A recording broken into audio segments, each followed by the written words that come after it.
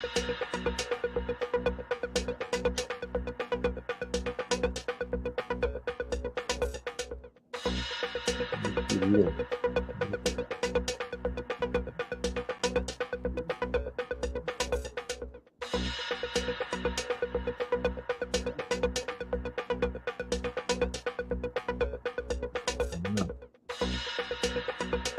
Here goes in this one. Pretty cool.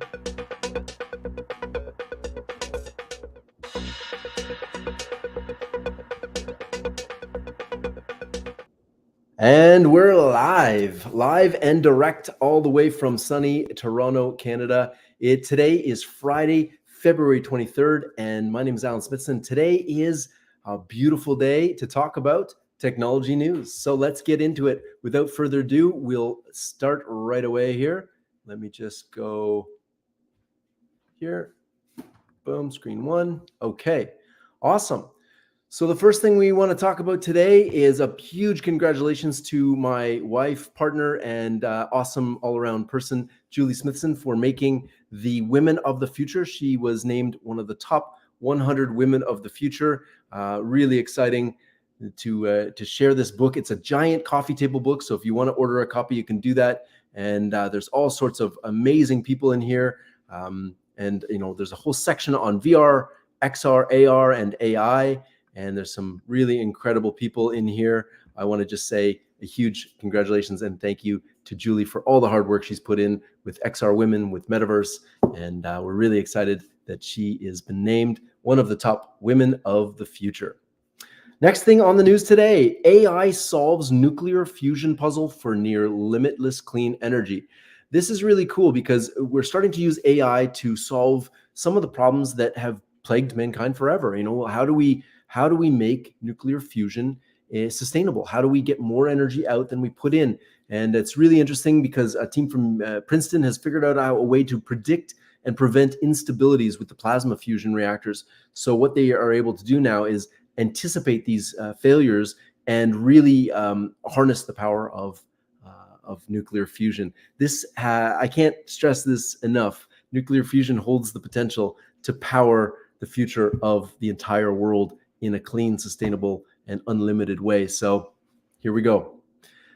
Matthew Ball has written another book. His first book, The Metaverse, was a huge hit, and it came out right at the peak of the Metaverse hype. There's an article that he wrote here on spatial computing, Metaverse, and the terms left behind. So, XR, AR, VR, spatial computing, immersive technologies, whatever you want to call it. There's a picture from NASA's research back in the day in the early 90s. Huge shout out to Tom Furness, one of our great friends. He is known as the grandfather of virtual reality and augmented reality. So take a look at this article. I'll put all of these links in the comments of the live chat I'm now streaming to YouTube as well as LinkedIn. So you can watch this on my YouTube channel as well as LinkedIn, and make sure you subscribe, follow all of those good stuff. So this is not some great news here. Vice Media is laying off hundreds of workers and stopping the publishing on their site. So vice.com may not be around after this. So I hope we can still have access to, really broad media, not just the mainstream media that we've been getting, but, Vice has pointed out some of the atrocities in humanity and really dug deep into the things that really need to shed light on. And I really hope that we can find a way to continue both positive news and news that really is outside the mainstream that does affect all of us. Here's another one here. What you need to know, AI model competition and AI copyrights. There's an article by Randy Zuckerberg, yes, Mark Zuckerberg's sister. And there's a huge article here on the idea of AI and copyright. And since this is a huge hot topic with New York Times suing the large language model OpenAI and some other ones as well, we'll keep a keen eye on what's happening around the world in AI copyright law. This will be an interesting one to follow. This is ridiculous. Futurism talked to a guy who wore Vision Pro VR headset at his wedding. My wife was like, "We're not taking photos in the Vision Pro." Like, I'm just gonna leave that there. We'll just move on. I don't even know. All right, so This is really cool. If you guys don't follow Ali Miller on LinkedIn, she's an AI specialist. She's a voice of AI on LinkedIn, and this is really cool. She fed Gemini, which is Google's new AI large language model, the last 8 quarters of Amazon shareholder reports and call transcripts, then asked what was Amazon's focus for 2022 that is weirdly absent from the 23 shareholder calls and reports. This is hours of research done in under 5 minutes. And you can see here, one notable focus for Amazon in 2022 is the largely absent from the 22 shareholder calls is physical store expansion.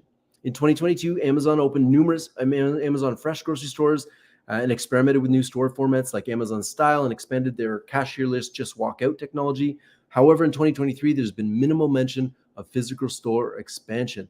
And I guess, it's interesting if you're a trader, if you're looking to invest, this is really interesting that you can throw in all of this content because it's publicly available. You can get back hours worth of research in a few seconds. This is cool. Intel's new future foundry is looking at building, instead of building, we're going smaller and smaller, right now we're at like 3 nanometers, then we're going down to 2 nanometers, then 1.5, then 1. But as we get smaller, Intel's also looking to stack the chips in a 3D stack format, which will give us exponentially more compute power on smaller cells. So really interesting article here on that. There's an interview and there's a whole article. It's on IEEE. Check it out. All of these links will be in the comments below this post and the YouTube one as well. Hundreds of AI luminaries sign letter calling for anti-deepfake legislation. I am one of the signatories. This is the same group that asked, that had an open letter to pause for 6 months AI development while we figured out regulations. Obviously, there was no pause. It's really more to draw attention to the severe problems that AI could create, including deepfakes. Deepfakes is going to be a huge problem. We've already seen people lose millions of dollars. Companies lose millions of dollars with deepfakes. And so some of the signatories, myself include Jaron Lanier, Francis Hagan, Stuart Russell, Andrew Yang, Gary Marcus. Some of the top people working in AI are signing this. And if you're interested, I will also put the letter here. It's openletter.net. There's so far been 929 signatories. Feel free to add yours here. But the statement is deepfakes are a growing threat to society and governments must impose obligations throughout the supply chain to stop the proliferation of deepfakes.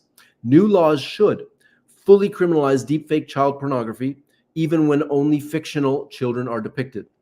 Establish criminal penalties for anyone who knowingly creates or knowingly facilitates the spread of harmful deepfakes, and require software developers and distributors to prevent their audio and visual products from creating harmful deepfakes and to be held liable if preventative measures are too easily circumvented.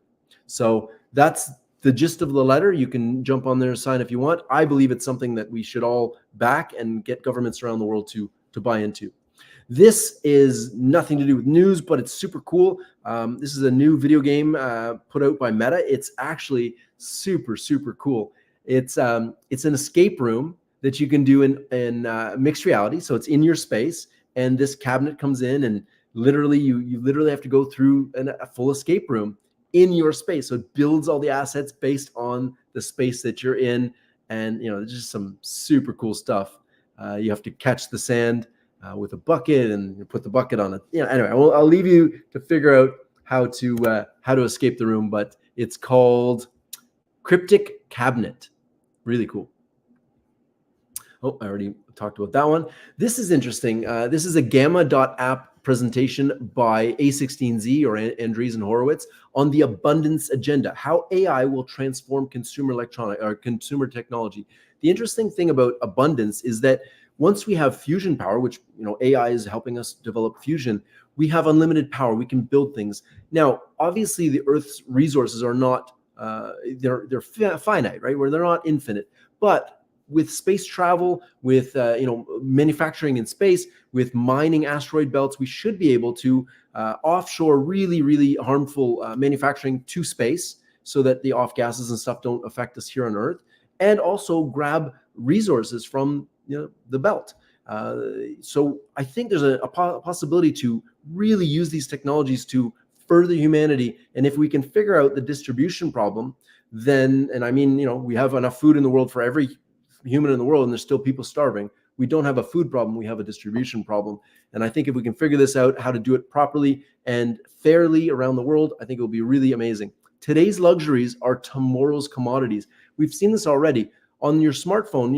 Imagine 100 years ago, the ability to have a library's worth of knowledge was the realm of kings, queens, and elites. Now you have the entire world's corpus in the palm of your hand on your phone. So today's luxuries will be tomorrow's commodities, and it's just getting cheaper and cheaper and cheaper. And if you look at the standard of living by which we live today, it's not even close to 100 years ago. So the abundance agenda, creativity and productivity, companionship and social, wellness and personal growth. And the interesting thing about this, I'll put the link here as well. But if you haven't already tried Gamma, you can actually go on gamma.app. We can say, create new AI, generate new AI, and say, create a deck talking about the abundance revolution by AI. Let's just see what that helps. And then look, it creates the slides, and I can go pick a theme. So I can actually pick the same theme that they picked and generate. And now it's going to generate a complete deck from scratch with all the information, and then you can go in and edit it. So if you haven't found gamma.app already, it's a pretty amazing technology. It puts in images, graphics. It made the whole presentation for me. Obviously, you need to go in and edit and fix it, but that's how these guys made their deck so beautiful. The last thing I want to talk to you today is this ridiculous thing. We are literally living in 2024. I can't even. Some of these times you're just like, what the WTF? Anyway, I'll leave you with that. This has been the Daily Tech News Update with Alan Smithson and myself. Thank you so much, and have a great day, everybody. Peace.